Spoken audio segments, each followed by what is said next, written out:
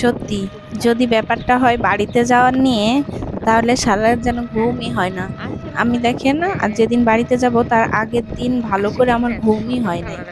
আমি সকাল 5টা 22-এর দিক বাসা থেকে রওনা দিছি। ঘুম থেকে উঠছি 4টা বাজে, আর 5টা 22-এ রওনা দিছি। একদম তখন মাত্র সূর্য উঠতেছে। তো এত সকালে আমি উঠছি অনেক আগেই, কিন্তু তখন মানে সকাল হয় না, একদম মানে অন্ধকার রয়েছে। তখন তো আর রওনা দেওয়া যায় না, একটা মেয়ে মানুষ রিক্সায় করে এভাবে।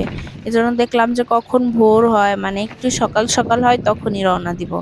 যখন একটু সকালের মানে আভাসটা পেয়েছি, সূর্যটা একটু মাত্র উঠতেছে, মানে আমরা যে সবসময় পড়ছি যে আসলে সূর্য স্থির, পৃথিবী হচ্ছে চলমান।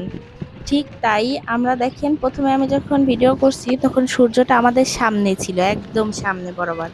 আমি ক্যামেরার সামনে দিয়ে তুলছি। আমি যখন একটু ঘুরে গেছি তখন সূর্যটা আমাদের সাইডে চলে আসছে। মানে সূর্যের জায়গায় আছে, মানে আমরা যখন একটু বেঁকা হয়ে গেছি সূর্যটাও বেঁকা হয়ে গেছে।